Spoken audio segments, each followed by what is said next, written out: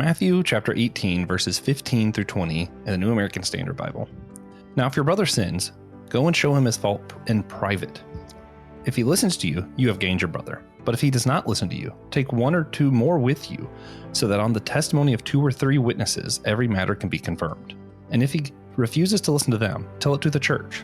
And if he refuses to listen even to the church, he is to be to you as a Gentile and a tax collector. Truly I say to you, whatever you bind on earth shall have been bound in heaven, and whatever you loose on earth shall be loosed in heaven.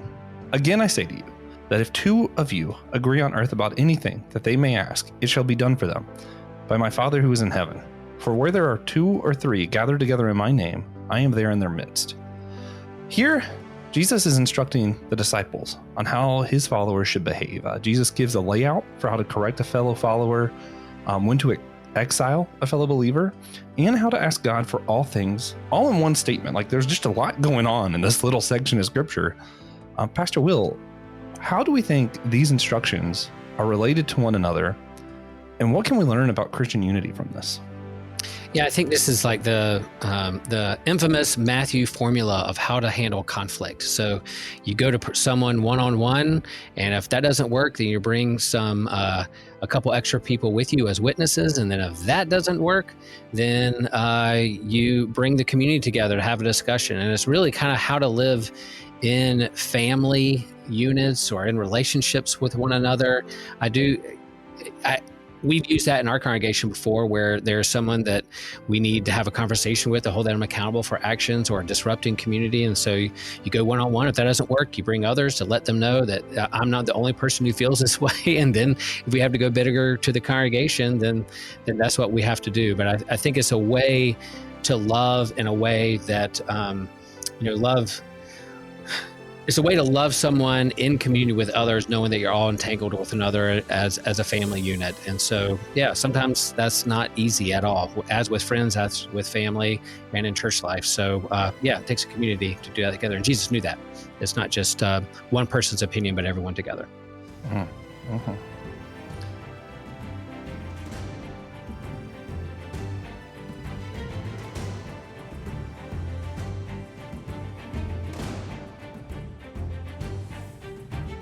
Hey everybody, welcome to the Whole Church Podcast, and I know you know that music. It's time for another round table discussion. It's been a while. We had a 10-week series since the last one, so it's been at least a few months.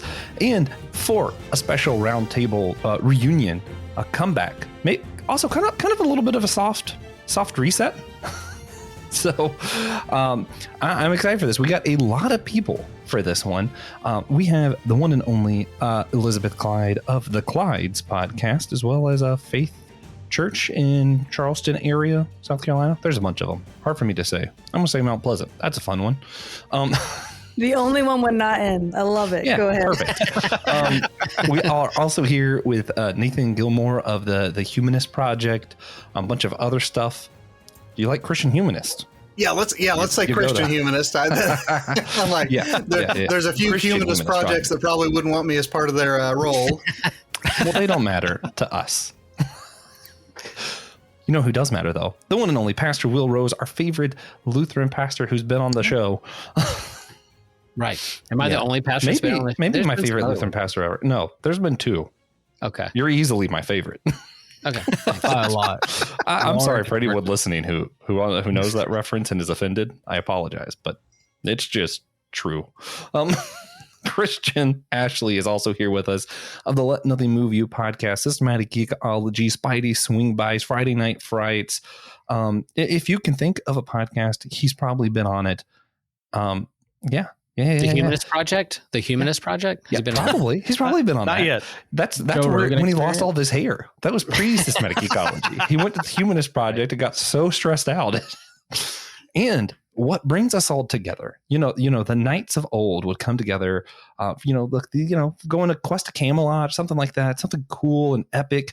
Well, we had something more epic than any Holy Grail, than any Ark or Temple of Doom or any of that. We have the most epic. Get ready for the next Indiana Jones film when he meets the supernatural entity TJ, Tiberius Juan, Blackwell. How's it going, TJ? Good. Yeah, Indiana Jones 6 is just Harrison Ford sitting down with TJ on a podcast. That's it. Yeah. That's the whole movie. That. It is that if it's old Harrison Ford, that conversation would be very short and very few of words. Yeah, great. Good one. That's 3 hours of them maybe sitting down to talk for 1 minute. Yeah. Hello, Harrison. Hello, TJ. Yeah, we do a lot of looking. Yeah. Speaking of which, Harrison Ford is also on this round table with us, man. And if you were on the podcast, it might have taken you a second to be disappointed. But if you're on YouTube, you didn't get that disappointment. That's why you should watch it on YouTube. Yeah. So I can't disappoint you. Yeah. You can also check out the Honest Out Ministries Podcast Network website, link below, for other shows like ours, some of the ones we've named. You can also pay to subscribe to the network on Apple Podcasts. Super convenient if you use Apple Podcasts. Check that out. And if you're already listening on YouTube, like we suggest and highly recommend, hit like and subscribe, please. Yeah. We try not to like flood this with like too many plugs, but there is a lot for us to plug. So sometimes we just can't help it. So if you want to go to Theology Beer Camp in Denver, Colorado this year and hear some great theologians, maybe have some beer, maybe not. There's a lot of non-alcoholic options. And a lot of our listeners are more on the conservative side. That's great. You're more than welcome to. You can use our discount, The Whole Shire, HOLE, WHOLE. I don't know how to spell Shire. And of course, I actually realized that the link to our store that I keep telling you guys to go to get merch hasn't been working. Someone pointed that out to me. So we have a new link. So if you go to the description on this episode, that link will work. And I updated all the merch. So I think it's a little simpler, a little cleaner. It's nice. Soon there will be TJ face socks. Oh, dude. I will, maybe with Harrison Ford. We'll see. I will only buy get that so for excited for Mother's Day. That's a good Mother's Day gift. Might get it from my mom. She's like, "Who's this?" I'm like, "This is your long lost cousin." Yeah, TJ is also everyone's cousin and favorite podcast host. Yep. K Rose. The lore is never ending. And with that, I forgot that it's my section. I'm doing great. I'm good at podcasting. Yeah. That's why TJ is here to help. Much like Samson, Josh lost his podcasting ability when he cut his hair. Yeah, that's true. I cut my hair twice a year, and it just always throws me off. But what doesn't throw me off is the most perfect form of unity, which is a sacred sacrament we do here on the Whole Church. Silliness, where we ask you all to answer a silly question with us. TJ and I will go first. And this one's a little bit of a doozy. If you're not a nerd and you need me to explain this to you, I will. If you don't, great. I think there's only one here who might need me to explain, so I'm just not going to. Guess. Would you rather go on vacation with Yoda to the planet Vulcan, or would you rather vacation with Spock to the planet Dagobah? For me, this is a no-brainer. I'm going with Spock to Dagobah. I love Yoda. I would much rather talk to Yoda, but Vulcan is a planet of like cities and high mind kind of culture and stuff, and I would rather go camping in a swamp. I like the forest. I like the wilderness. I'm not a big city person. And also, I think me and Spock would have some great conversations by a campfire. He has been known to sit by a campfire a few times. So he could even correct you how to spell his name in the outline. Yeah. No, that's fine. No one cares about that. No one reads this outline. It's for TJ's memoir. TJ, how are you answering this question? When we publish these outlines, this one's going to be scathing. TJ, could you answer the question? Yeah, I'm definitely going to Vulcan with Yoda. Why would I? Dagobah seems awful. It looks hot. Disagree. It looks like it smells bad. I love hot. Yoda doesn't even look like he can't could smell. sweat, and he was sweating. He was a puppet. Well, I love heat and can't smell, so I'm still good. Yeah, no, Dagobah just seems awful. Disagree. Will. Yeah, I'm definitely in TJ's camp. Like Dagobah, it'd be cool to hang out with Spock and hear his conversations and, his logical explanations of how the universe works. But like hanging out in Dagobah with that swamp and all those monsters, I would get eaten like R2-D2 and spit out and grimy. And no, I don't want to hang out on Dagobah longer than an hour. So I'm Planet Vulcan. And then I would love to hear the conversations of Yoda with Vulcans and to hear their kind of logical, illogical, Yoda getting illogical with riddles and speaking backwards and kind of really spooking out Spock's race. So I think that's what I would go. I'm going with that direction. Yeah. I think this might be one where everyone just votes against me, and I get to prove why I'm Josh with the bad opinions. I already know Christian's going to answer this. Christian hates anything remotely warm. He wants to live in ice. He doesn't get to answer this. Nathan, you go. Yeah, I'm also going Yoda on Vulcan. Whether we're talking about Star Trek: The Motion Pictures version of Vulcan, which is kind of a, rocky, very austere landscape, or whether we're talking about the very urban Vulcan from the 2009 motion picture, I will take either one of those over a swamp. I don't like humid. I don't like very swampy. And, you can just think of it as like a forest planet. I should have went with a forest planet instead, I feel like. And I wondered because, I feel like Yoda lived on Coruscant much longer than Dagobah. All right, new question. Christian, would you rather go to Coruscant with Spock or to Vulcan with Yoda? Coruscant with Spock. I hate cities with every fiber of my being. I hate being inside them. An entire planet as a city, my anxiety would be off the roof, and there's no way I'm going to Dagobah either. I am a prissy little princess, as has been brought up many times before on both of these shows. I don't like dirt. I don't like grime. Forget that. So my boy Yoda and I, we're going to hang out on Vulcan. Even though it's hot, it's a desert planet, I'm not going to have that much fun in the heat. I'd still take that over an entire Okay, one city. more follow-up. What if it was Hoth? No. Big fan. I mean, but that's a bit too much on the extreme. Too there. cold? Huge fan. Right. I'd go to Hoth. Elizabeth, any planet, Spock or Yoda? I don't even care at this point. Elizabeth with the no opinion, really, with this one. You still got to guess. Hank doesn't hang out with nerds. No. She'd beat him up. But fictional anime characters all day long. Nope. Spock or Yoda? I guess I'll do Spock because Yoda's And what planet? Would get annoying. You think I know the planet? Just pick one. There's a planet called Jupiter in our own galaxy. You know about that. The forest one. Okay, cool. Indoor. Cool. Yeah. Now is Dagobah all swamp? Is there like a northern or southern hemisphere where it's Star Wars Caribbean only has one oceans? biome per planet. I have a dream where I either live in the little hut that Yoda lived in on Dagobah, or I live specifically in Shrek's house. That's my dream. Wow. But I don't want people living in my swamp. Wow. Yeah. Yeah. All right. Now I know where some of these opinions it come is from.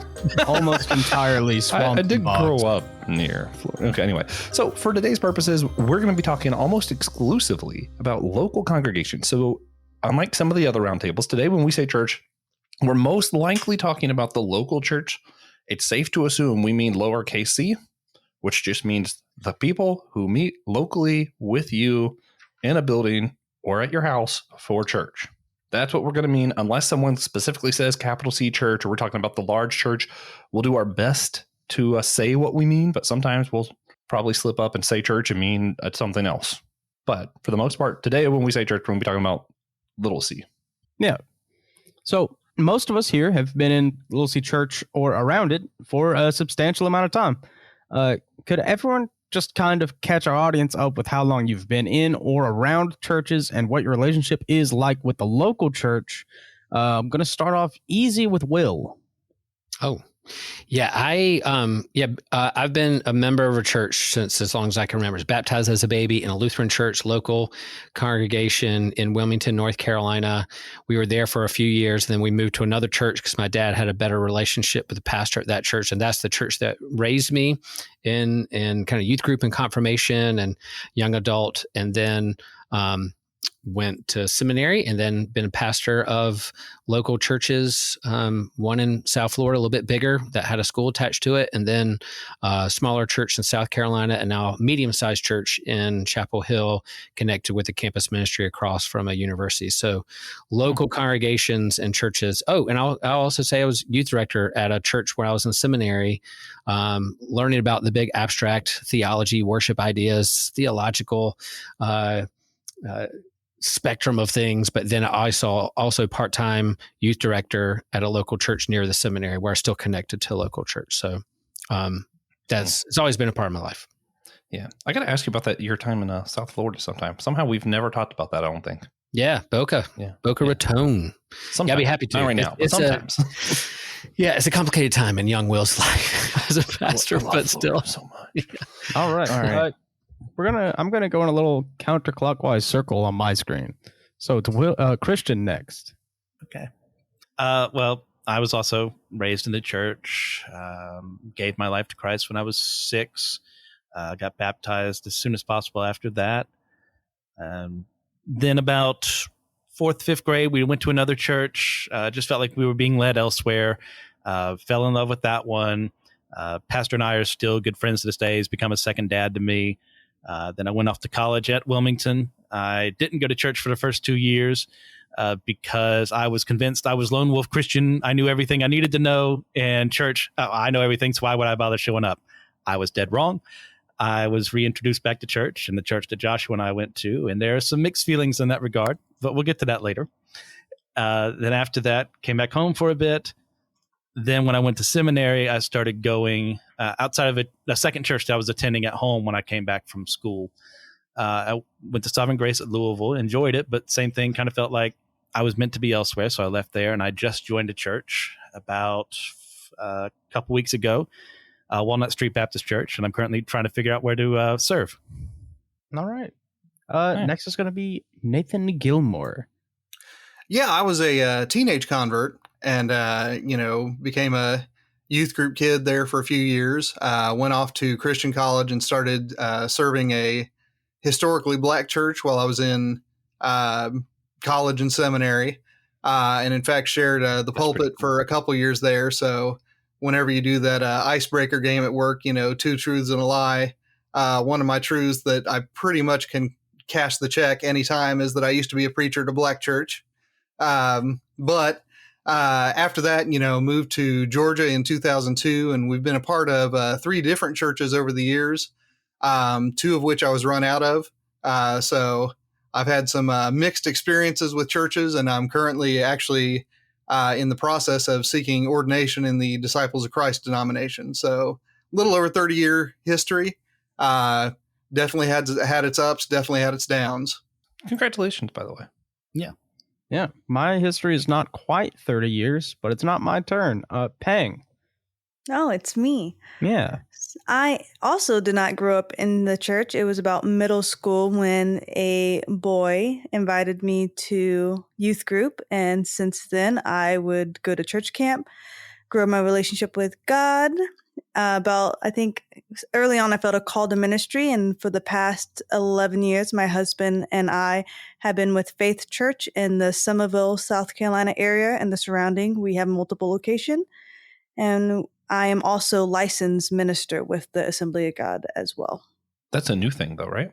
Yes. Didn't it just recently happen? Yeah. Congratulations Yes. again. Because I just heard that I had on all a the podcast. I had all the education, but I just didn't want to take the test. Ah, Were you? congrats. Very Well, nice. I you also preach? didn't want to pay the You fee. preached. Didn't you preach recently? I saw. Yes, but Did I you? did that before, like being a Okay. pastor, like a licensed minister and whatnot. So Nice. I just Yeah, felt, they just let anyone get up there and start talking these days. yeah, we're not Baptist. So I'm allowed to preach in my I know. church. Fun. Yeah, Peng and I joke about this all the time. All right, Josh, you are next because it's my screen. I'm off to the right somewhere. Yeah, I have no idea what order is on your screen, but it's been really confusing to watch you go in Same. the order you have. Same. I did grow up in the church when I was extremely young. It was just a couple family church, a little bit outside DC and Alexandria is the first church I remember. That's where I was saved, and it was before I was 5, so it's amazing that I remember that. But, my godfather, it was his church, it was like local family friends, really tight knit group, extremely charismatic. We moved to Tallahassee at some point when I was a kid. This is the next church I remember was there. It was an Assemblies of God church.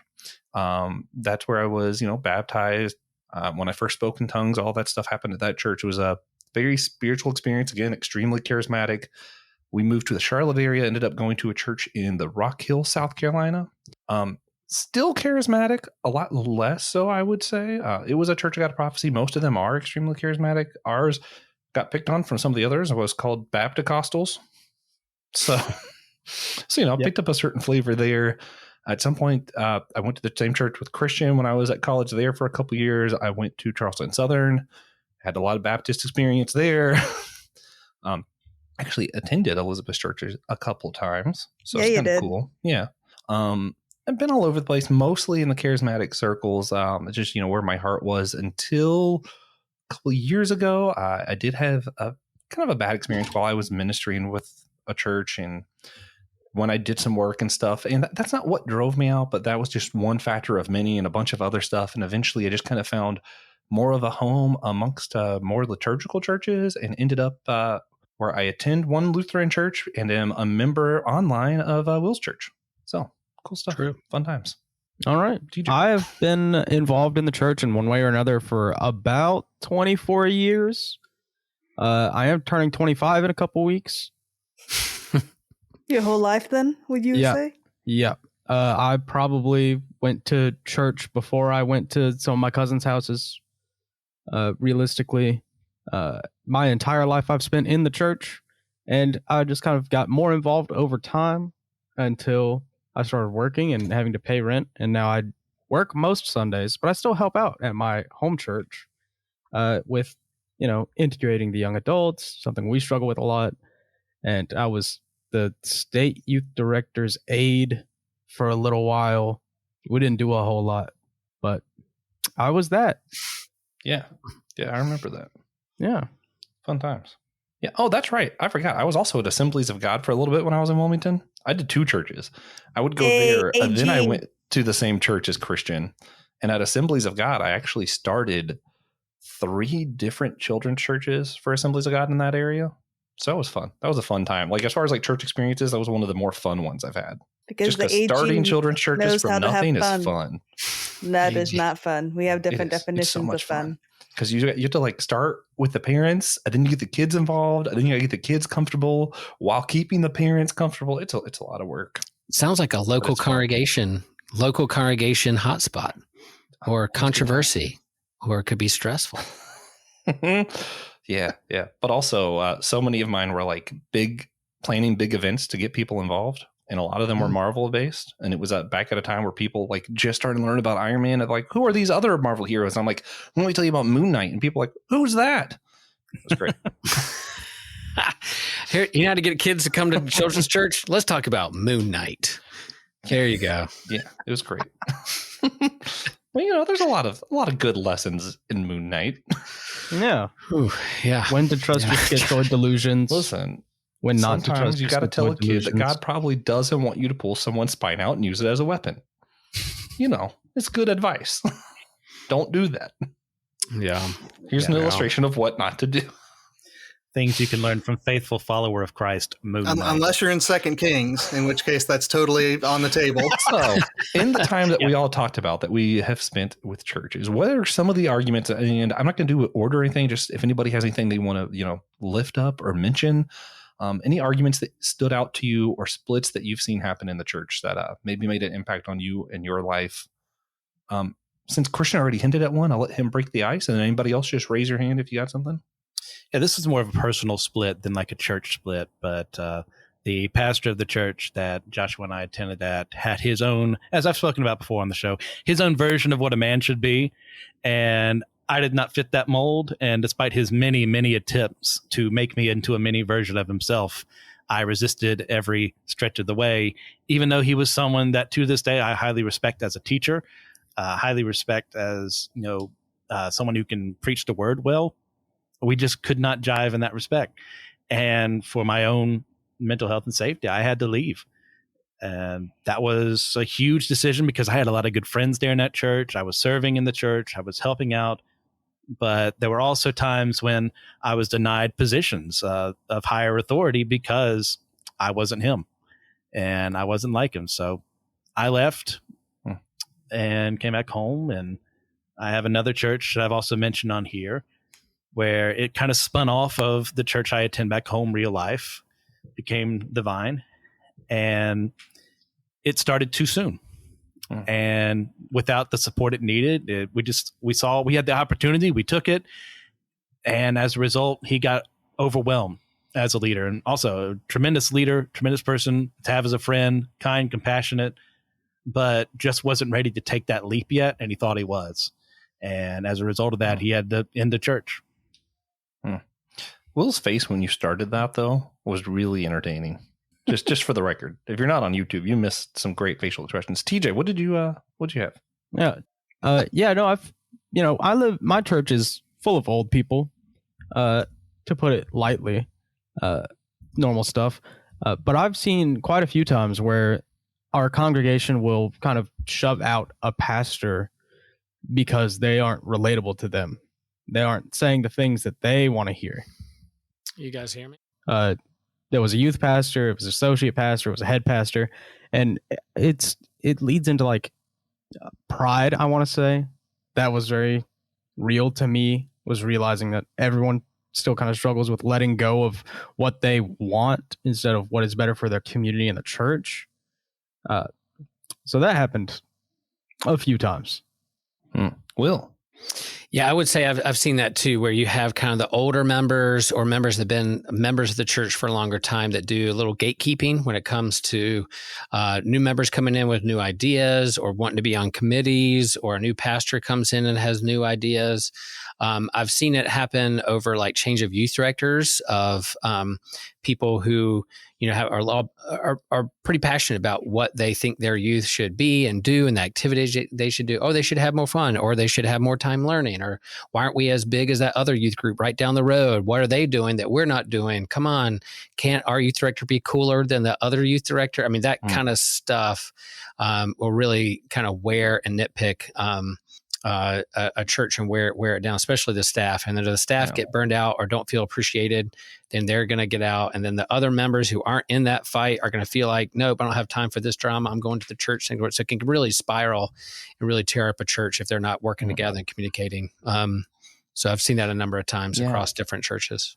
There's a weird dynamic of like church as business and church as like a spiritual thing that's above business, right? Like some stuff, it's like, oh, we don't talk about that stuff because, it's God chooses our leaders and all this stuff. And then there's some stuff where it's like, well, we kind of feel like we're competing with this other church over here. And we kind of feel like we're not getting paid enough, or we're not doing enough in the community, or we're paying this guy a lot and all he does is show up on Sundays. Like there's a both and here that's really, I think, uncomfortable for a lot of people. Yep. Yeah. I don't think it's uncomfortable. For everyone except for Elizabeth, it's really uncomfortable. I think it's uncomfortable if you make it uncomfortable, just kind of like how like you're not supposed to talk about pay in the workplace. And it's like, no, it's you choose your level of comfort. See, I feel like part of the uncomfortableness is that we are, I'm trying to think of the quote from City of God, Augustine stuff, but we're like, there's two realities of us wanting to do the spiritual thing, but then also realizing we do exist in this reality. Like as much as we say God picks the pastor, that kind of stuff. I know of times where a pastor wanted to go to a church and it didn't work out because they simply couldn't pay him what he was asking. That's not super spiritual, not the way that we would like it to be, but it's reality. I mean, but isn't if you pray God open one door and shut the next, and you know best, and you just thank the Lord for closing a door that you may not be able to go through? Isn't that spiritual? That really feels a lot more to a lot of us like you're just kind of pigeonholing and coming up with excuses to make it sound spiritual again. No, but it depends. It does to me. I'm just saying. But like my thing is, instead of like seeing a closed door as it's like, oh, they couldn't pay me enough, they can't run their church finances. It's like, well, I pray blessing on those churches, but God has another opportunity for me. Or like I've known people who do need to be bivocational. And so then that's a heart check for you. If I feel called to this church, then I'm going to go ahead and accept the salary and knowing God's going to make a way, whether that's me being bivocational or finding some other avenue of income. If God's really called me to this place, I know he's going to provide. I just have to take that faith and trust in him. Yeah. Yeah. Yeah. And I'll just add that too. Like if you, as someone who's working in the workplace or in a church, it's difficult if you have, say you have 200 members at a church to have 200 bosses, or they all feel like they're your boss. And then you have like, you're the spiritual leader and you have like authority to preach and teach and administer the sacraments. But if it gets flipped and they feel like, oh, this is like our servant boy, servant girl, and we're their boss, can tell them what to do. That toxic mentality of terms of workplace toxicity can exist in a church too when it comes to staff. And that's why there are like committees, like a personnel committee, a mutual ministry committee, a pastor support committee that is important to help be kind of a mediator and conversation, make sure that one, the pastor leader feels appreciated, and also that they don't have blind spots for what the congregation needs and they're just ignoring those needs. So it kind of goes hand in hand to have those kind of committees and support networks within your congregation to help mediate and help a minister see their blind spots, or also help the congregants understand that this isn't just like your servant that you're just going to call on whenever you need them at any time of day. You know, they have a work-life family balance too. Yeah. Yeah. Well, and a lot of times too, it could, man, I hate being the guy to use football metaphors. It can feel like kind of like football season of like when everything's going great. It's like, oh man, this guy did great. We're going to give all the credit to the quarterback. We're going to give all the credit to like all these people, you know, worship leader, the worship was great. The building's great. Or, you know, when everything's going well, you know, we want to give everybody a little bit of credit and we're like, you know, whatever. But when everything's bad, you blame the coach, even if it's the same coach who was in charge when things were going great. So yeah, there's a lot of that. What other arguments or splits have we seen that maybe y'all want to lift up? Or actually, you know what? How about this? I'll start with Will. What do you think is the most prevalent kind of arguments and splits we see in like local denominations, or not local congregations? Sorry. Yeah. Man, I'm 20 years ago, 10 years ago, COVID years, Trump years, which era do you want to talk about now?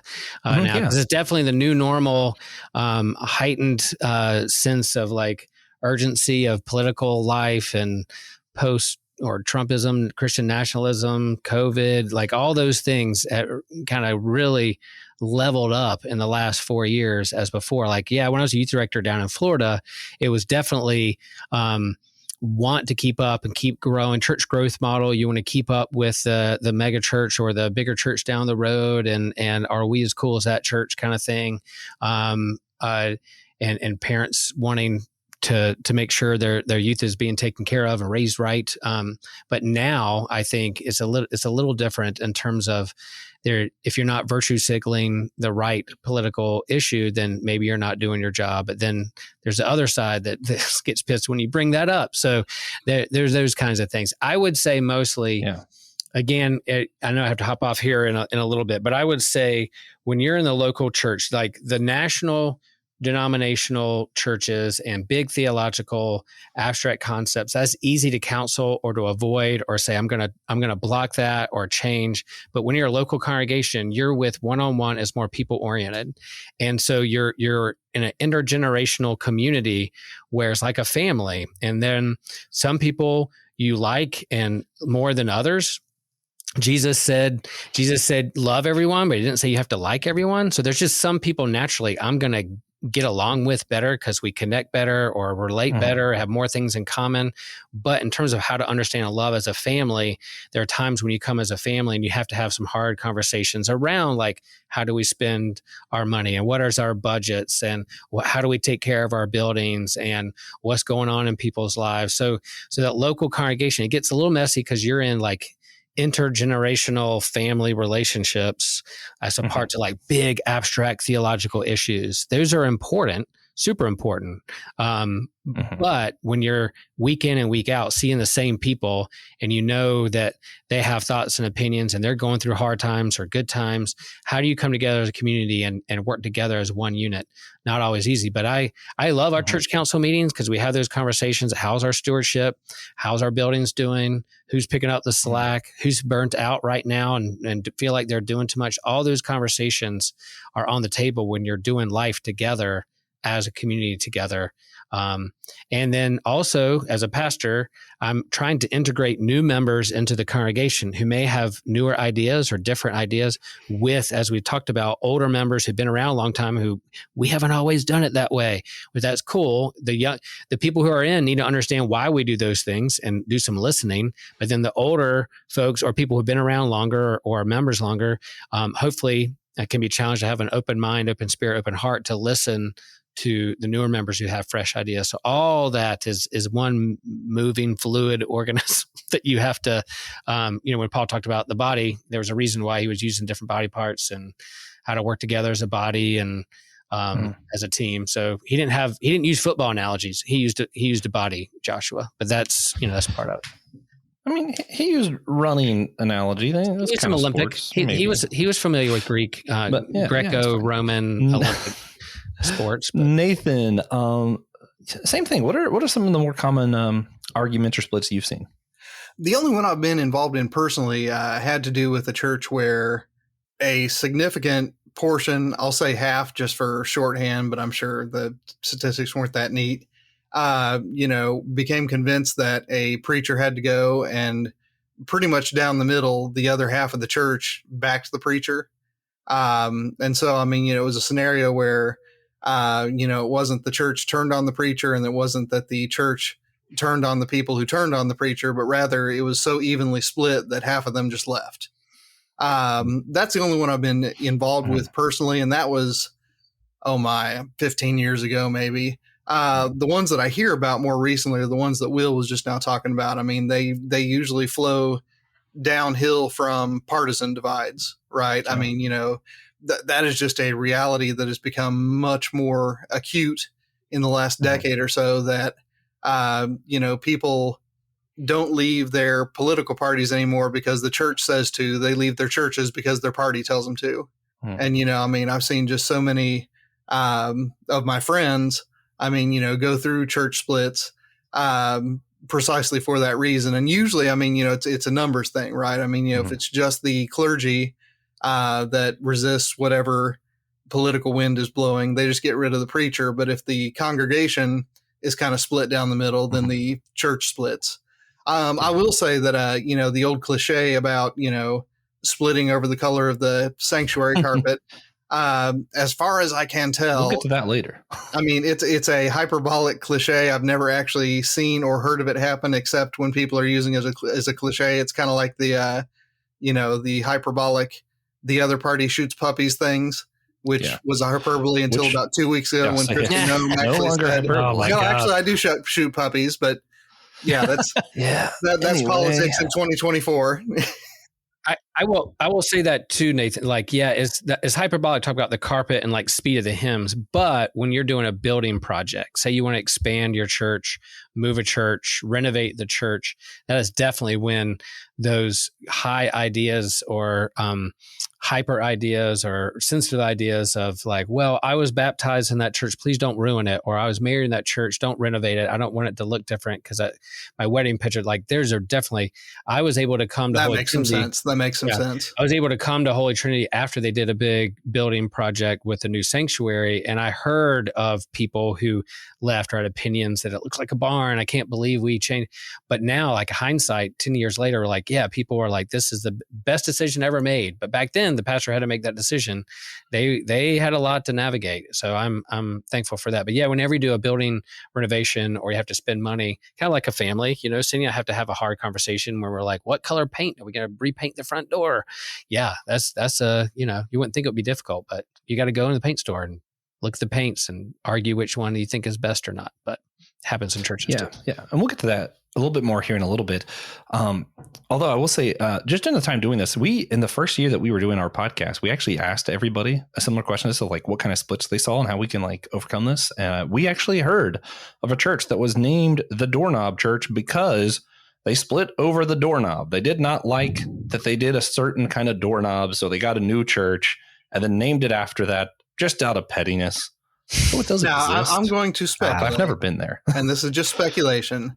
I'm going to speculate there's probably a personality struggle that was probably manifest probably something in the like doorknob that. struggle. Yeah, I know. And maybe I'm just too naive here at my young 47-year age, but I just cannot imagine an actual community splitting over a doorknob. I can imagine people using the doorknob as an excuse to split because they just don't like each other, but they don't want to say out loud that they don't like each other. I've seen some pretty dumb doorknobs. We do have to move on from this. I know, but real fast, Joshua. Sorry. Like, usually just because I have to hop off here in a minute, you guys can go. I do have to go, but I will say that, over my years of pastoral experience, I have now understand that when someone says, I'm pissed off because you changed the language of the Lord's Prayer, or that hymn was too slow, or that carpet's a different color, usually there is something behind it. And I will say, wait a second, I don't think that's the only thing. What else is going on? And they're like, well, I just feel like the church is changing and the church of my youth is not the same. So you dig deeper underneath the surface, and usually it is something. It is a catalyst. It is something that sparks something for them, but usually there is something deeper with what's going on and how they feel the church is changing or different, or what they want more out of it. And that's legit. You can have those deeper conversations. I think those are legit for people, but going a little deeper. What's the question behind the question? Yeah. So what I was trying to say is that the only church split I've ever seen was, it was a time I got involved right after some stuff happened. So half the church wanted to forgive the moral failings of their previous pastor and bring him back. And the other half was like, we already have a new pastor now, so let's just stick with who we have. So again, it was like a personality thing as far as that split goes. And we hear a lot about the other partisan stuff getting involved, struggling churches struggle with that.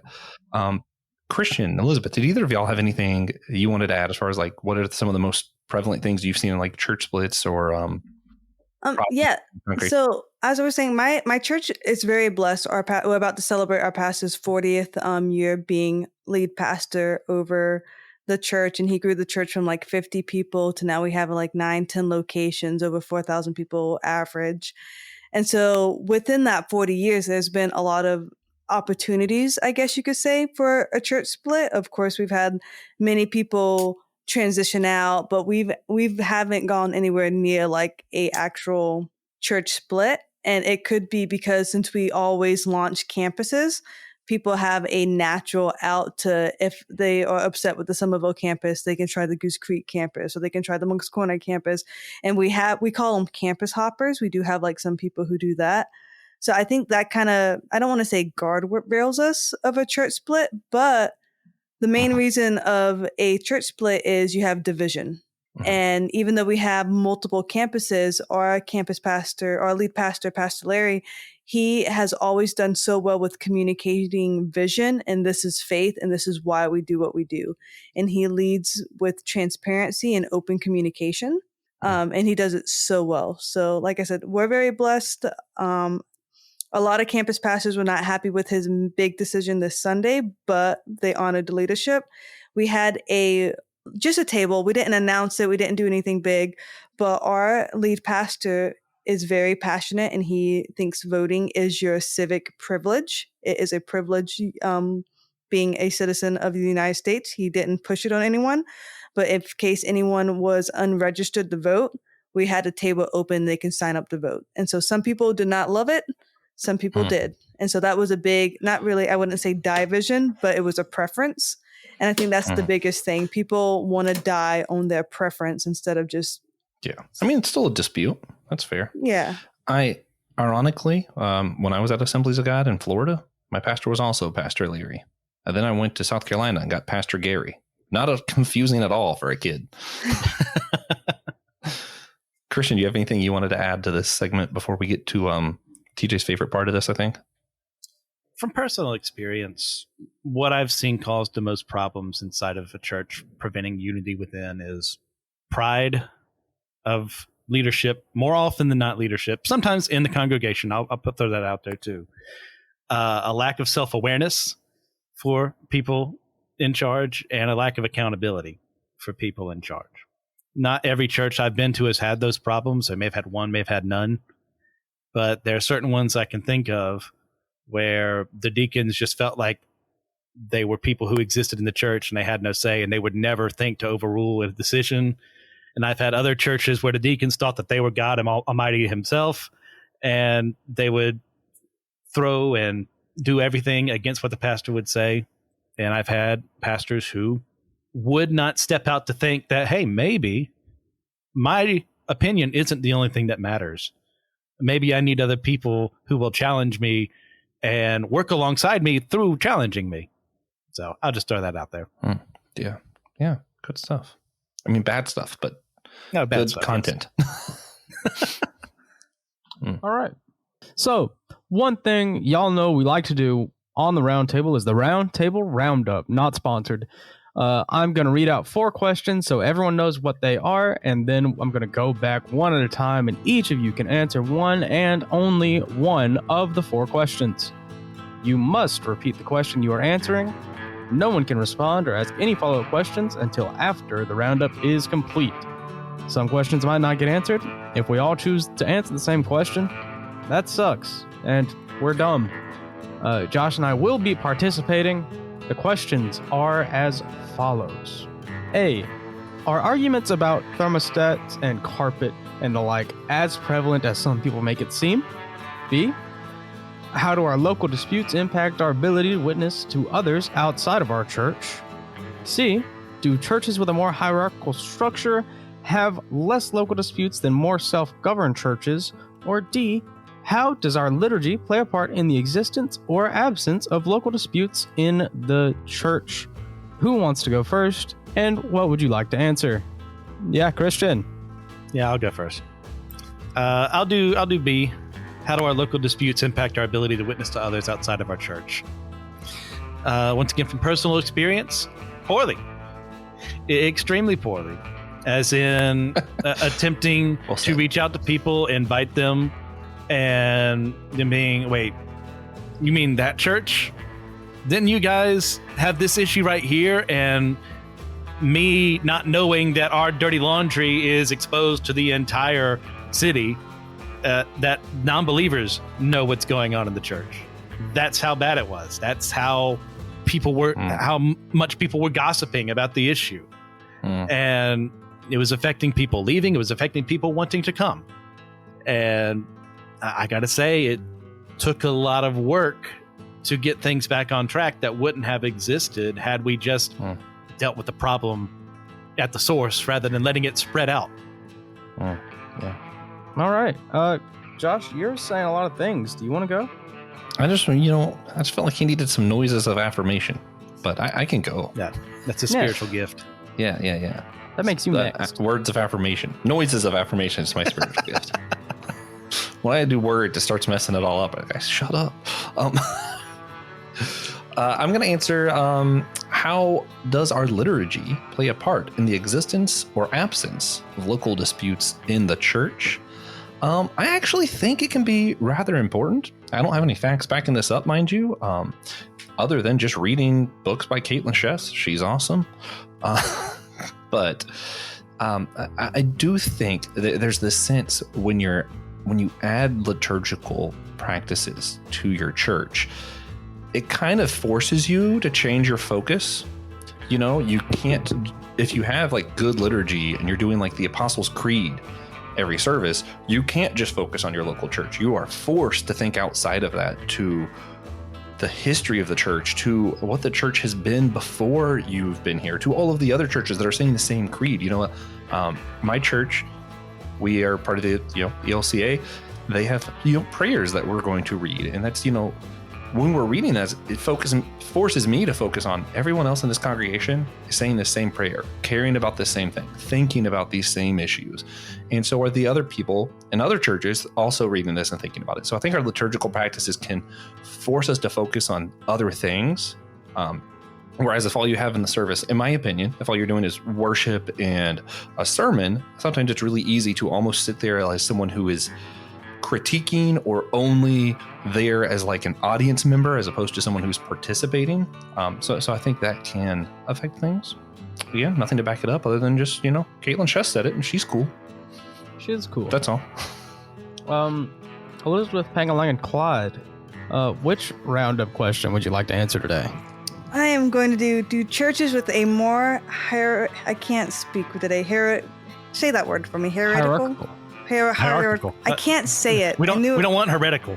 I know. I can't say it. I tend to skip the second C because it doesn't sound weird and it. I knew it looking at it. I knew it in my head.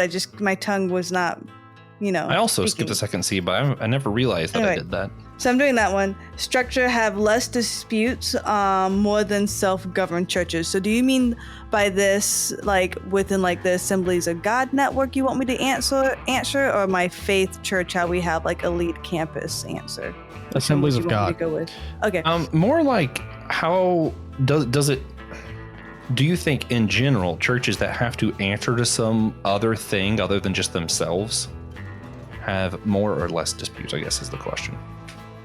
I feel like they have less disputes because now they almost have like a rule book and a guideline to follow. So to be a part of an Assemblies of God church, we have our doctrine and this is what we believe. This is the protocol if something happens. Same thing with our faith campuses. If you choose to campus pastor a faith campus, this is what it means to be a faith campus. And so it has a lot of less arguments because you know what you're signing up for, versus if you are self-governed, like what stops a pastor from literally just speaking heresy because he has no accountability. And so then you have people in the church who, wants to call out his heresy, or people who is like, no, let him speak. And, so there's just no structure and accountability, not all the time, but a lot of time with self-governed churches. All right.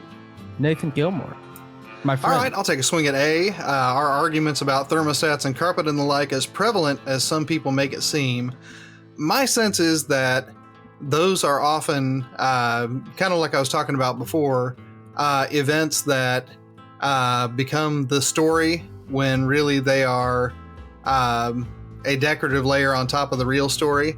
So I'm sure that people argue about thermostats and carpet and such.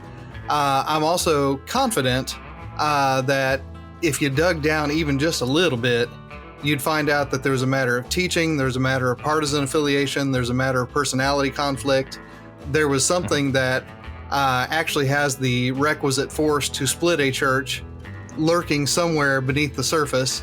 I think when people tell their stories about, the church that split over the doorknob, sorry, Josh, that probably the doorknob was not the thing wherein they caught the conscience of the king. I've seen some ugly doorknobs, though. That's all I'm saying. I am also I'm serious. I am gonna go with B, probably. I'll double up with Christian. How do our local disputes impact our ability to witness to others outside of our church? The goal of the church is to serve the community as the house of God. A house divided against itself cannot stand. A great man said that once. It was TJ. And he was there live to witness it. Yeah. And you knew Abraham Lincoln? Yeah. Cool Much dude. like the immortal, he was Abraham Lincoln.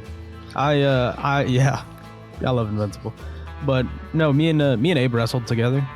But right. So basically, I think that speaks for itself. How can you possibly go out and witness to the people and fulfill your mission if you're too busy trying to gut each other over who's bringing the baked spaghetti every Wednesday night? They need to use more Parmesan and less cheddar. Cheddar, good, Yeah. So now that we've all rounded up the round table, did anybody have anything to add or that they would like to respond to now that the roundup is complete? Yes. Skipped. All I have for you and Christian is an amen. I'll take it. Elizabeth said I something knew it was actually that going to come to me. no, I Always liked it. argue. It's a good thing. It was a shock. positive.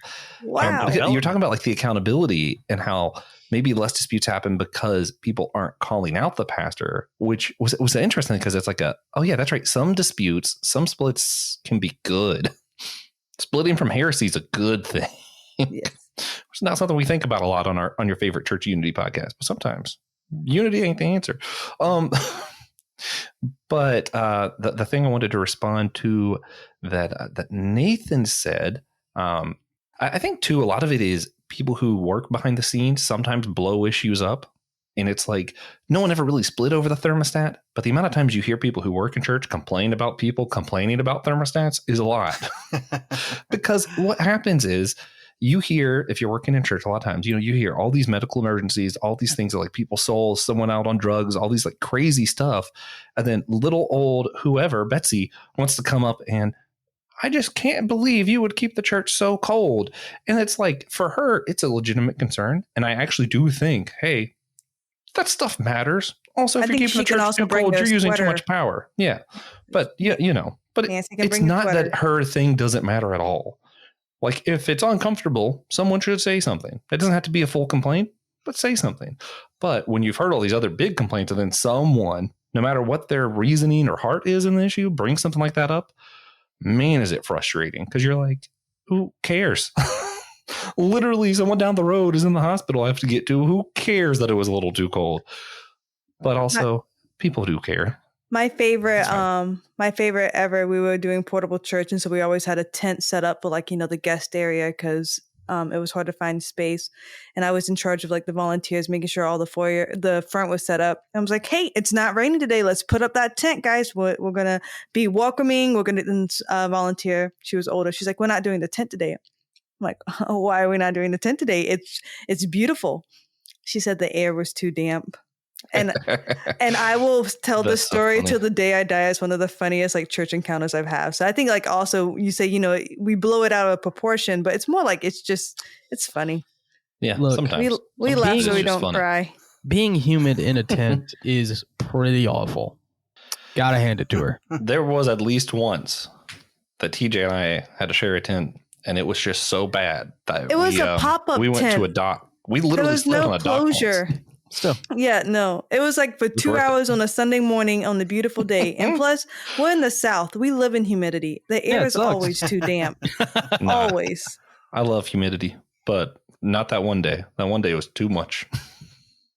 Nathan really wanted to say something earlier. Sorry, Nathan. Yeah. I wanted to follow up on what Josh said about liturgy, because I think that in our moment right now in particular, I think there's a special place for a more structured liturgy.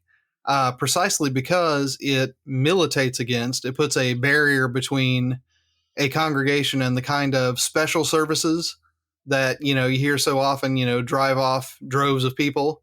So, I mean, if you begin with a confession of sins and then you go into prayers and then you hear the word read and then you hear the word preached and then, so on and so forth, there's a lot less time for the, pick your partisan poison here special service, where we dedicate ourselves to signaling our, fealty to one or other of the political parties. And I had to phrase that very carefully so that, both parties could be offended equally. Yeah. I really want to go to the church that's biased towards the Independence Party or something. Yeah. We're just nice. Where's the yellow church? Exclusively Green Party at this church. Sorry. Yeah. Where's the Jill Stein the church? know nothings and the wigs? Yeah. But but back to it just a moment. I mean, if there is a lectionary text, just for instance, right? If there is a set calendar of readings and the sermon is about that calendar of readings, it gets a lot harder to harp on, whatever you heard on AM radio, MSNBC, or whatever your favorite partisan medium is that week, because you have to go with the text that comes in front of you.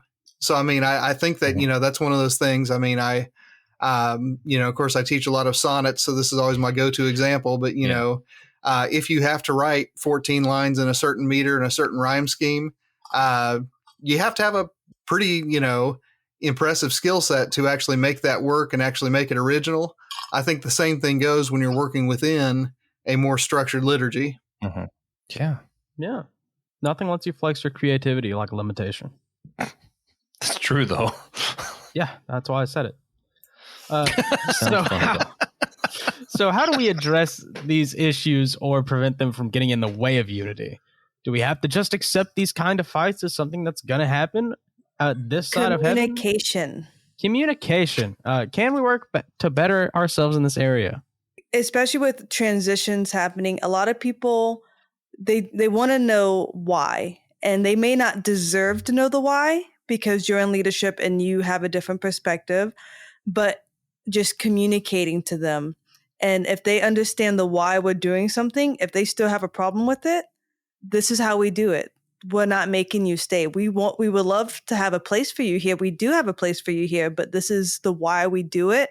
And if you're not on board with our why, we can't help you because this is who we are. Yeah. Yeah. I think clarity from the leadership can also help. And I maintain that even if you're not going to do a liturgical lectionary that you're going to be preaching the same thing week after week, based on it, I still think it's helpful to have stuff like, hey, we're going to do the Apostles' Creed at the end of service. And then before you do it, say, here's why we're doing this. We're doing this for the connection we feel to others, to reaffirm what we do believe. What is first here, the important stuff, not all these other issues. This is what's important. Or, hey, when you do your worship, good worship leaders like Elizabeth's husband, Taylor, shout out, will say, here's why we're doing this song. Let me tell you about the song. What is the meaning of this? So it's not just something you're sitting there and enjoying as a show, but it's something you are participating in. So I think it's important. Clarity and participation, I think, are very important parts of our church services that can help with this. Yeah. Do we have to accept these things? Yes, but not in a fatalistic sense. We just need to know people. And a good part of leadership is knowing people, knowing how they're going to react to things and getting ahead of that and speaking with them. So, yeah, I highly agree with that idea. Another is, look, even with that it's going to happen. No matter how perfect your argument is structured. No, if you got all the PowerPoint designs here, here's a 50-step plan. There's always going to be a faction or just someone who's going to disagree. And you're going to have to talk it out with them. And eventually along the way, you're going to have to figure out, well, I don't think you're a good fit here. Or if you're not accepting it, you can still be a part of this as long as you're not, raising a stink about it. Like, we can have disagreements over, how we're structuring the building itself or what color we're putting on there. But at the end of the day, I hate to lose you when you're in this ministry right here over something like that. What can we find common ground on besides this issue? Yes. Right. Yeah. And to tack on to what Christian said, I mean, this is, I would say that the forces that are pulling people away from churches are far more intentional now than they were 20 years ago when I was a young believer. And I say that because, I mean, you can actually point to them in the wild, right? This is not a hypothetical thing. There was a movement, I want to say 6 or 7 years ago, but it might have been longer because I'm getting old, called Leave Loud. Right. And I mean, it was actively encouraging people to not only leave their churches, but also to post, copiously online about why they're leaving their churches. Right. And then, I mean, on the other side of the aisle, you had television personalities saying that, if your church uses this phrase, you need to leave your church right now and find another one. Right.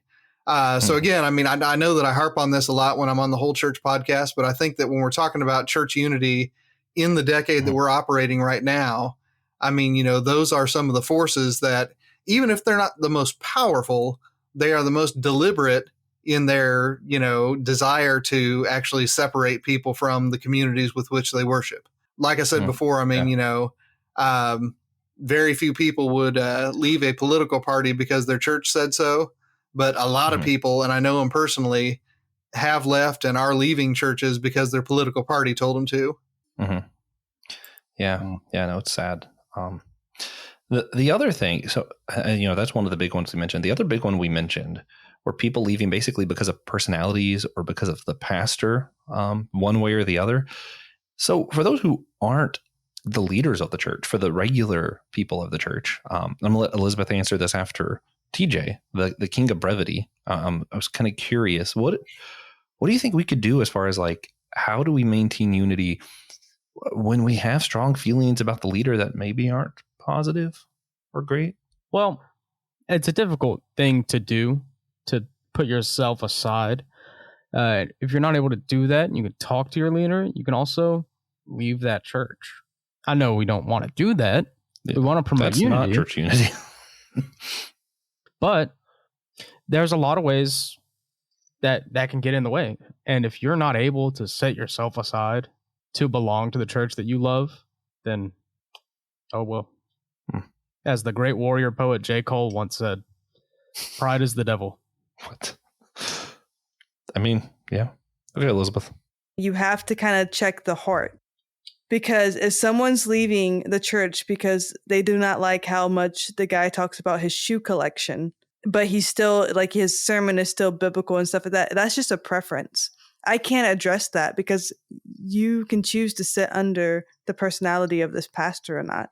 If he's not speaking heresy, if he's doing what God has called him to do, and they just don't like his illustration to, like, connect the word of God trying to his life, like a story as an example, what can you do? Like, so am I trying to get people to stay to the church? Because I've never tried to get people to stay to church before.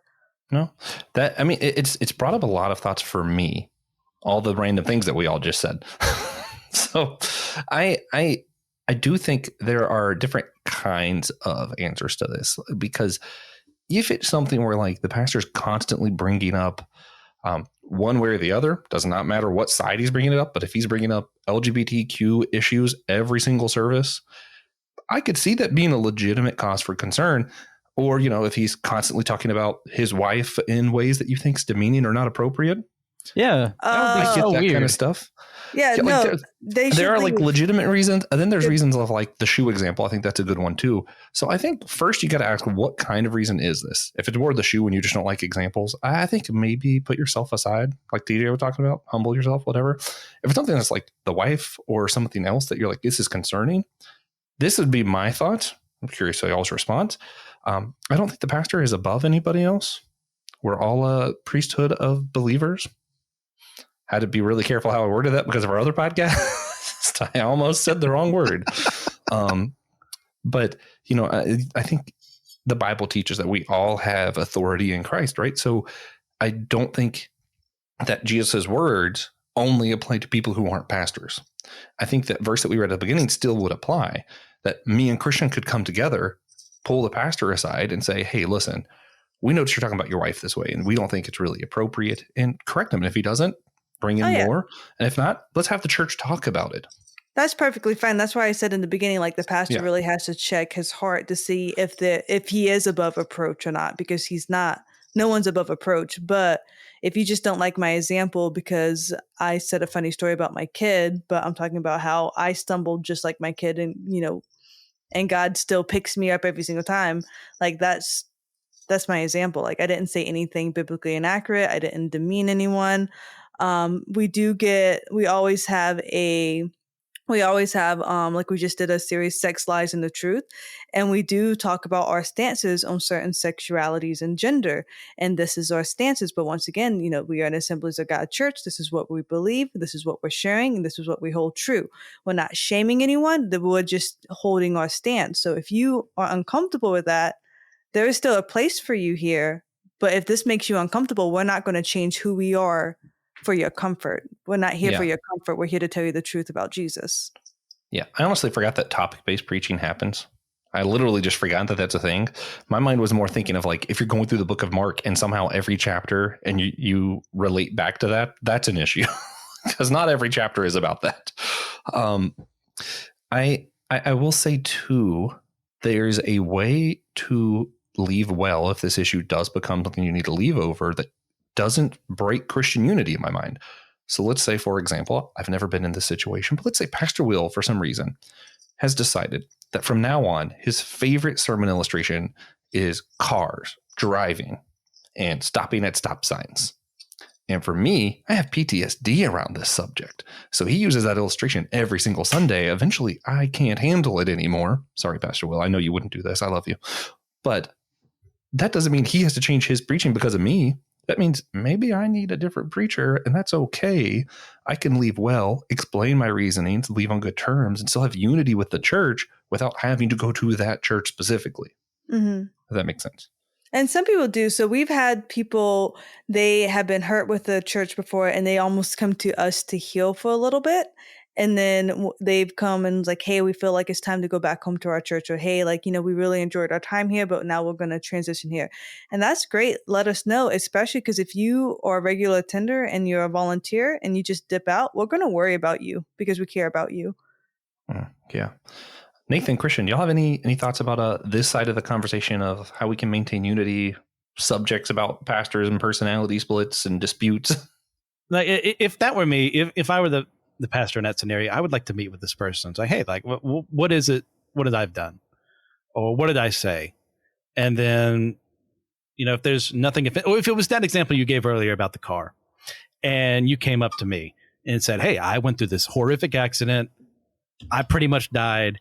Every time you bring this up, all it does is it brings me back to this moment in time that I don't want to be in anymore. I've worked as hard as I can to get past that, and you're making me relive that every time you do it. And then I don't respond with, that makes sense. I can look after the one sheep here, even though the other 99 aren't affected by it. I can do that.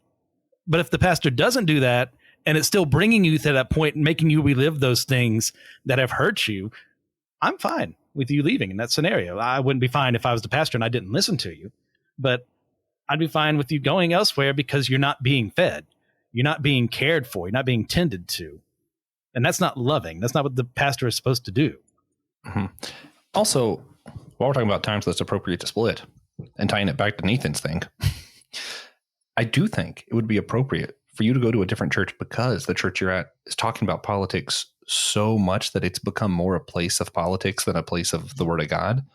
I am not okay with you leaving because you just don't like the political positions of the leader. Those are two different things. Unpopular opinion. I don't think the people should preach their political stance on the platform. Like, definitely have a very popular opinion. Yeah, but I have to disagree because because here's the thing: you have so much power, and your platform is to glorify God. Your platform is not to convince people who to vote for. That part's true. That's different. Convincing who to vote for and your political views are but you have to acknowledge that you are in a position of influence, and so people are going to automatically assume that who you're going to vote for is going to be the way. Yes, but the Bible has a lot to say about political views, so I don't think you can preach the Bible and avoid political views unless you're just skipping a majority of the Bible. Yeah, that's not the topic at hand. Yeah, I didn't say political views. You should have listened to the original question. You're voting your stance. Your voting stance. Yeah, that makes more sense. But rhetorically, those two often get blended, right? So, I mean, and again, this is something that I've definitely seen myself and also heard from friends who are in the ministry and also just any kind of really teaching position in the church, is that, Walter Brueggemann had a line in his book, Theology of the Old Testament. He said, if you read what the Old Testament has to say about sexuality and you think that you should take it seriously, Americans will call you conservative. If you read what the Old Testament has to say about wealth and take it seriously, Americans will call you a communist. And, yes. Fact of the matter is that, I mean, whether you intend to tell people how to vote or not, intentions only matter a limited amount. What people perceive matters also. Yeah. That being said, if your pastor pulls up to your church with a big Joe Biden or MAGA flag on his truck, I think that's a reasonable thing to be concerned about. Either way. I think it is. I think also, how am I going to phrase this? I think that too often, when people say that I left because the preacher told me to vote this way or that way, if you tracked it down, and once again, I'm playing the amateur detective here, but I have a hunch that if you tracked it down, there probably, if there was a direct reference to either political party, it was probably a sliver of, what was actually driving the person away. Odds are it was something that and this is something I spent a lot of time talking about, Josh, and this is why I'm kind of fumbling with it, because I'm still trying to formulate what I think about it. But I think that, one of the things that people leave churches for is if it doesn't confirm what they already came wanting to think, especially in matters of culture, especially in matters of society, especially in matters of politics. And, I think that, if someone calls into question what I would call idolatry, or what I would call, a lack of faith, frankly, I think that some people, because so much of our current conversation, public conversation, is coded as partisan loyalty, they will hear, even if the other person did not say, you should not vote for the person that you voted for 2 years ago. Yeah. Yeah, man, real this quick, might though, be. If there were a series called Nathan Gilmour, Church Detective, I'm there day one. That's a podcast I want to listen to. I got to tell you. I think we're going to save this for our next roundtable talk. But to tease it a little bit, I have heard a pastor from the pulpit say, one party wants to kill your babies. And that is not an okay thing for a pastor to say, because you're talking about a party and you're being really specific there. And I'm just like, that's not what's happening. First of all, and second of all, you're just telling people how to vote at that point. That's not okay. I've also talked to a pastor, just one-on-one. I don't know if it was confidential or not, so I'm not going to say names or anything, but who told me he will not preach Daniel or Isaiah because it's too political. And to be afraid to talk about 2 whole books of the Bible, that's sad. That is also wrong. So, ouch. Yeah. Come back next time. On the rocks. Man, they will never know fine. what happened to Shadrach, Meshach, and Abednego. Yeah, and they can never debate Joshua about the historicity of Daniel. Dang. That's just a me and Christian thing. That's what we do in our free time. We just talk about Daniel back and forth. You should see our text messages. It's exclusively reference. I even have like I do like the parenthetical citations, and I'm like, well, see, if you see here, the literary structure actually, according to parentheses Lucas, it's great text. This is fun. So we do in our free time. Play for me here. Okay, guys, one thing we like to do, and you all know we like to do this. We like to ask everybody before we wrap up what a tangible, practical way that we can maintain unity is. So if someone is at a church right now and there's some kind of local dispute over one of the things we said, whether it be about the pastor or whether it be about politics or anything else, if there's something that there is causing some kind of dispute in their church about, what should they do right now that could help address that? Nathan, I'll let you go first.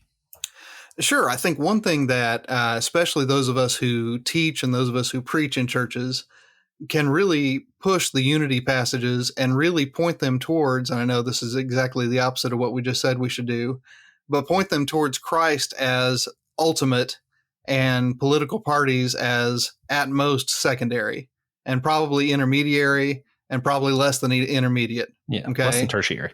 Yeah, less than tertiary. I like that. There's a name of a podcast, right? But I think that, that's something that, I've tried to push, especially, as partisan media has become more and more the daily consumption of more and more people. Because it is a pressure that I think needs to be resisted intentionally and deliberately, and not left to, well, I hope they're not thinking that way. Yeah. Christian, regardless of what the disputes are, if someone's at a church where they're currently having these kind of disputes and arguments, what would you say is something practical they can do right now to help the situation? In that scenario, I'd ask myself, what are my limits? How far am I willing to go to maintain unity, to maintain friendships, to maintain wherever position I'm at the church or whoever's at the church? And then ask that person that same question. Like, how far are they willing to go? Like, you're not the only person who has to do work here in this scenario. There's more than one person involved. And if their limitations aren't anywhere close to yours, or their scenarios aren't anywhere close to yours, then as sad as I am to say it might be time to leave. TJ, regardless of what the disputes are, what's something they can do right now to help address disputes, if there are any, in their local church? So it's hard to, what's the word I'm trying to produce? the tangibility of the idea is usually what's hard to come up with for these. Something you can actually do like immediately. But take the issue you're having and ask someone else if they feel the same way. Someone you trust, see how they feel about the issue. If it's just you, just talk to the person that's causing the issue. Yeah. Elizabeth, same question.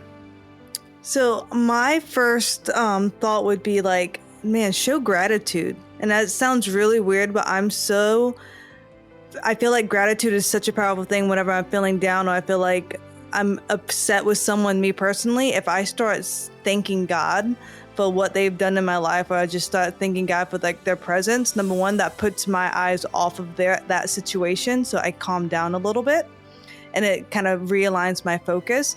But also, if you're going to go to someone with a problem, and if you kind of like seek a little bit of gratitude or just kind of like have that like little separation from it, you're going to go with a different heart. And then no one likes it, especially a manager, if you just come and you bring a problem, say, hey, I'm really thankful you did this. I'm thankful for your friendship. I'm thankful for your voice in my life. I'm thankful that you serve in X, Y, and Z.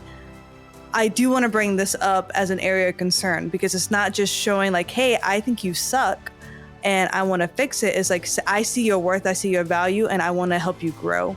So I feel like just kind of bringing in that different perspective and bringing forth a dispute will help it a lot. Yeah, I'm actually going to answer this too. Usually it's not just you and one other person that's the disputes in your church. If it is, this is a lot easier to do. Usually I know there's a lot of people involved, and you're probably able to identify a couple people who are really passionate, one side or the other. And the people who are really affected by whatever the dispute is, whatever the arguments are or things they don't like are, think about these people, make a small list, make just 5 people, maybe.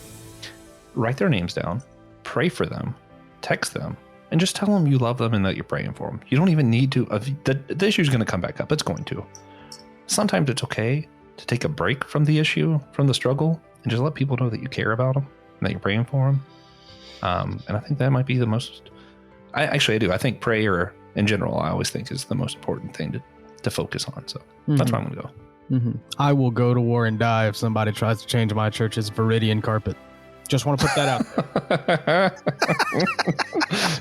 TJ is the issue that we're all here to talk about. You guys thought I was joking about the round table gathering for him. Yeah. Smite me if you dare. So, what would the repercussions be in the world around us if everyone started doing everything we just said? It's a lot to say. I think we'd have a lot less people leaving churches, or a lot more people leaving churches. Mm-hmm. It just depends on which part of what I said you listen to. Yeah. Well, just like everything we said here involves like, if we're doing all this, we're addressing the issue, we're bringing it up, but we're doing it with gratitude, we're prayerfully doing it, we're caring about the other, we're loving them. I think people would feel more loved. And Jesus did say that's how people would know his people. So I think that would also make us better witnesses in the world. Call back to Christian's answer during the roundtable segment. Yeah, I think it would be a lot harder for us to be angry, a lot harder for us to hate that person if we approach it the way that we've suggested here today. And yeah, things happen. Knee-jerk reaction is anger, sometimes even righteous anger. That doesn't always remain. My heart doesn't always remain consistent. Mm-hmm. So taking the time to step away and be presentable, be gracious about what they've done, it's a lot harder for you to end up in a full-on argument in that scenario. Not impossible, but a lot harder. Yeah. This isn't something everyone needs to answer, but if you feel like it, you can before we move on. All right. So before we wrap up, we'd like to ask everyone to share a moment where they saw God recently. We call that our God moment. A little clever play on words there.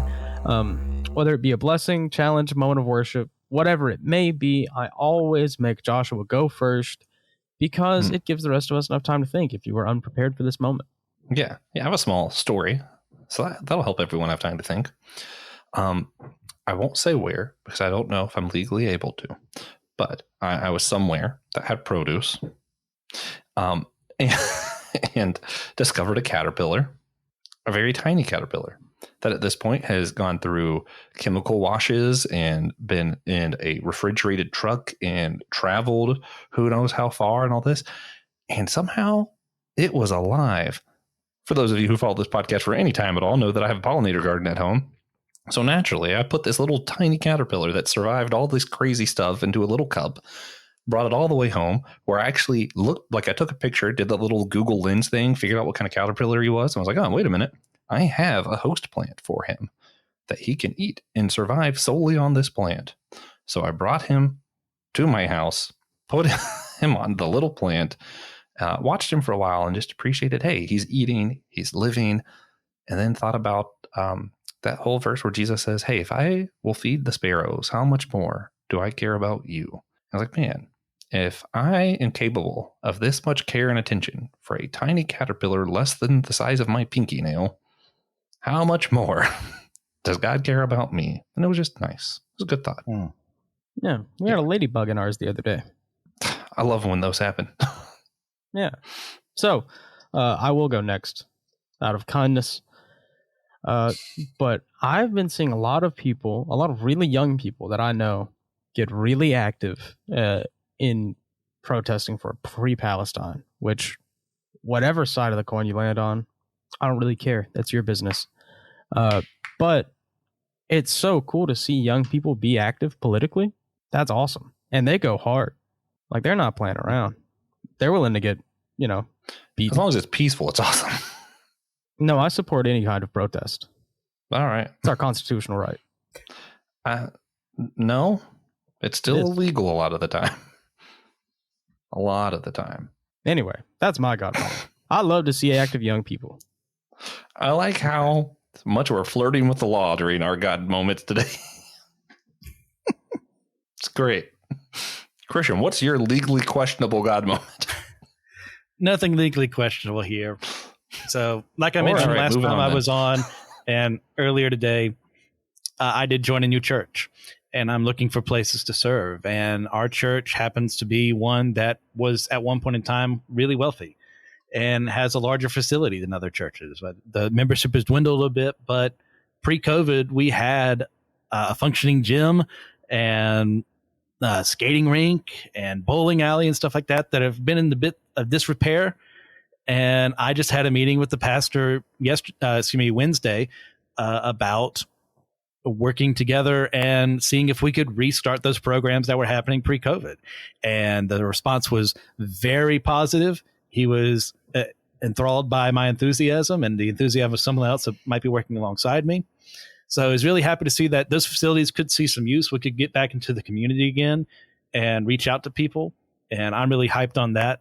But since this is me talking, and I always cheat, my second one is I was kind of having a little bit of a down day the other day.